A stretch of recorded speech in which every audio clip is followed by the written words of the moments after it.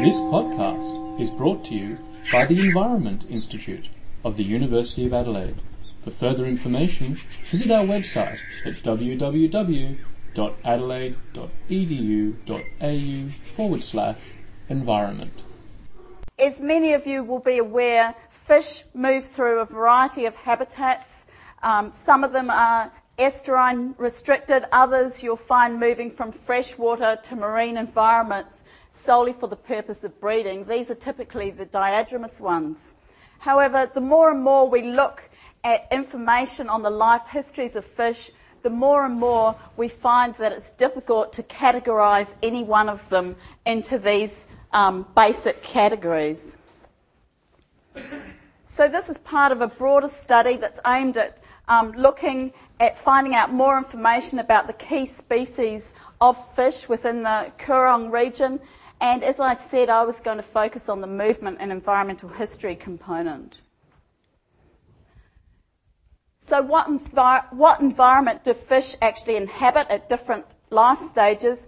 If you think of a fish in terms of starting out as a larval organism, moving through to an adult, it's extremely difficult to be able to tag them and then say they've spent, say, X amount of time in estuaries, X amount of time in marine waters.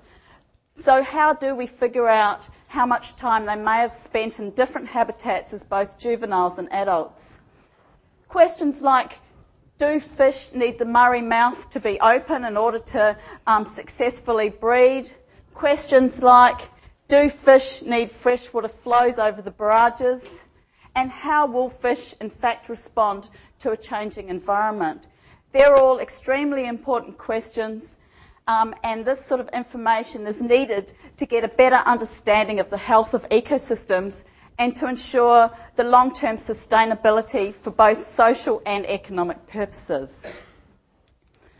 So the way we've got around being able to figure out the life history of fish throughout their entire life is to focus on something referred to as otolith chemistry. I'm going to go through, first of all, what an otolith is. They're commonly referred to as air bones, and that's air spelt E-A-R. I'm also going to focus a bit on how otolith chemistry actually works. So the otoliths, or the air bones of fish, they're calcium carbonate structures. So they're actually more similar to limestone rock being calcium carbonate than to bone.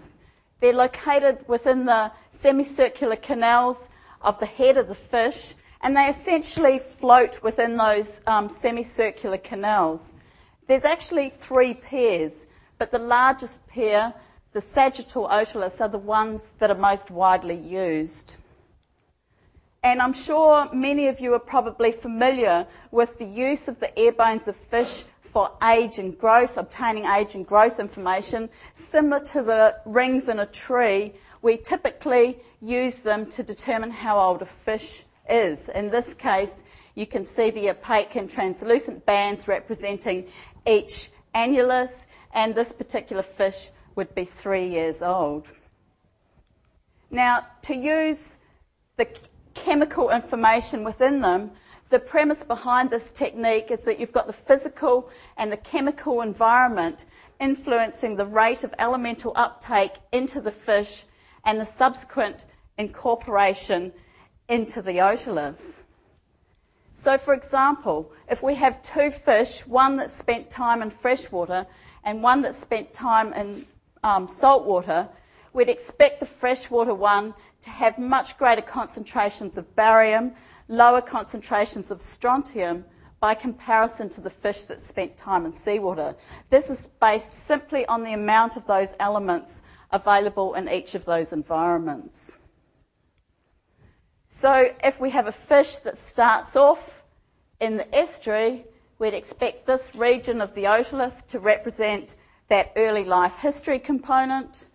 If the fish then moved out to the marine environment, we'd expect the next component to represent the marine environment. If it then moves back in, likewise we'd expect that to represent the estuarine environment. So we can link this information enter information about the age of the fish. There's another important point to note. The material, once it's laid down, is not susceptible to resorption. So basically anything that's laid in the early life history part will still be there in the later, if we sample the fish at some point later in the life. So the objectives of this particular work were firstly to characterise the otolith composition and then to estimate the environmental history and movement of fish within the Coorong, and then to feed this information into models that look at the response of key fish to a changing environment. For this talk, I'm going to focus on the first two components. So the work was done in the Coorong. This diagram just illustrates the sampling sites ranging from the estuary, the northern and southern lagoon. And this diagram here just illustrates the water quality along that lagoon in terms of the salinity. We're starting at Lake Alexandrina here, moving along the Coorong, and what you can see is that there's very few sites which we would characterise as being marine. You can see these sites up the north and south lagoon being quite hypersaline, reaching salinities up to 120 parts per thousand. We can also look at the information on the relationship between elements in the water and salinity, and we see the typical logarithmic relationships we'd expect for both strontium and magnesium. However, for barium, we see something that we were completely surprised about. Typically, we'd expect fresh water to decrease as we move into marine waters. But when we looked at samples taken from more hypersaline waters, we can actually see that the amount of barium starts to increase again. And this will, of course, have implications for when we're determining the environmental history of the fish. So the key species we've focused on are listed over here. I'm going to focus on the smallmouth hardyhead, a small atherinid fish that occurs through a huge salinity gradient. It does occur down to freshwater conditions, but it's pretty much the only species of fish we find in the hypersaline reaches of the Coorong. And I'm also going to focus on the Congoli, which is typically viewed as a diadromous fish. So the idea is that it needs to move between the freshwater and the marine waters for breeding, and we can in fact find that over a wide salinity. So what we've done is we've taken the air bones, we've sectioned them, and we've analysed different regions of them or transects across them using what we refer to as a laser ablation inductively coupled plasma mass spectrometer. So this is the laser here, ablates the sample, and then the ions are passed through to the mass spectrometer, this component of the machine. So these are some of the results for hardyheads. We're basically looking at whether we get relationships between the elements and salinity. We get some good relationships for barium that are similar to what we would predict based on the water chemistry. Some variable results for some of the other elements. Likewise, we can look at Congoli. We see similar sorts of relationships for barium and some linear relationships for some of the other elements. Now, rather than focusing on a single element and a single point in the life history, so these were taken from the edge of the fish, which would be representative of when they were collected, we then run a transect across the fish. So this is the early life history through to when the fish was collected. And we can get results like this for a range of elements. And then based on what we know about the water chemistry, use this to make predictions about the environment they've been in. So for example, if we're looking here at a 3-year-old yellow-eye mullet, where we get similar concentrations of both strontium and barium, we might predict they've been in a freshwater environment. Where we've got these two differing, we might expect it's a marine environment. And where we see this increase, sudden increase again in barium coinciding with the increase in strontium, we might predict it's been in a hypersaline environment. However, what we don't just want to be able to look at these transects and look at individual elements. What would be nice is if we could come up with a single profile, so to get a variety of elements and then come up with a single profile for the whole fish and base that on the predicted salinity.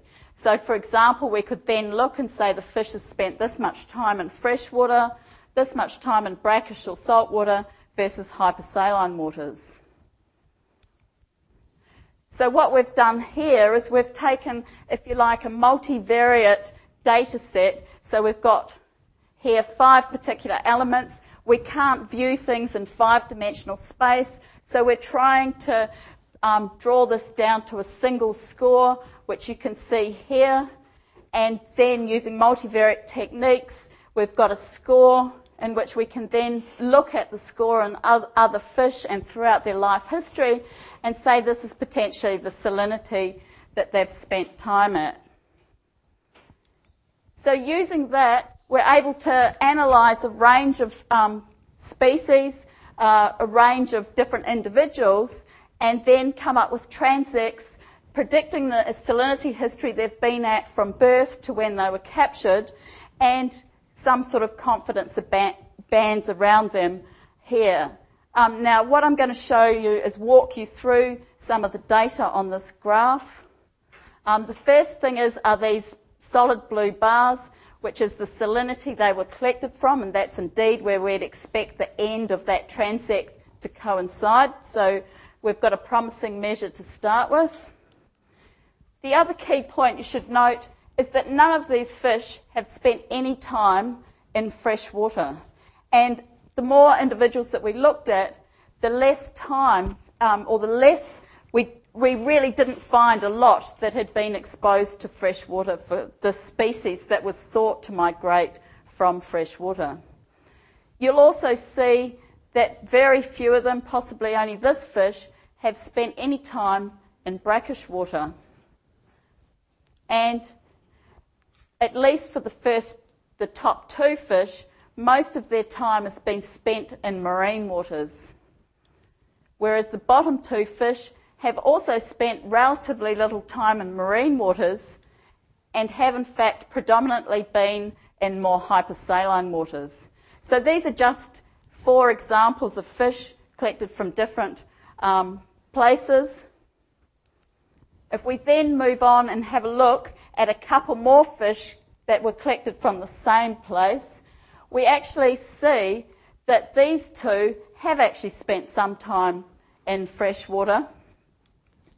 And also one of them in just brackish and fresh water, versus we can see the time or the life history stage and correlate this back to the age of the fish to see when it moved from the marine waters through the brackish waters to the fresh water.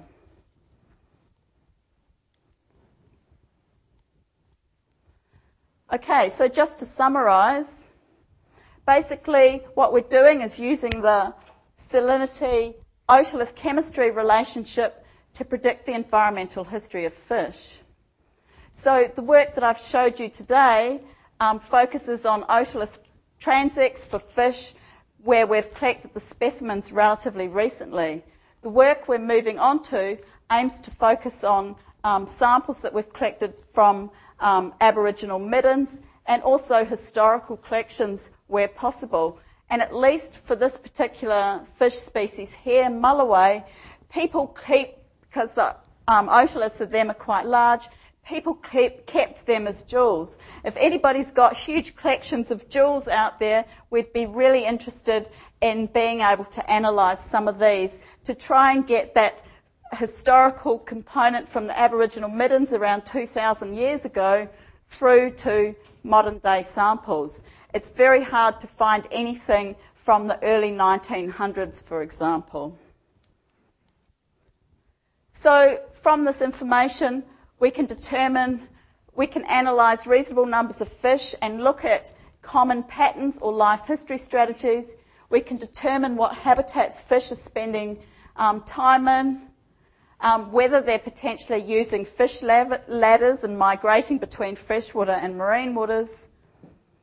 And Following on from this, we can make predictions in terms of different management strategies, whether the closure of the Murray Mouth is likely to impact these fish, whether increased flows over the barrages is likely to be important. Thank you.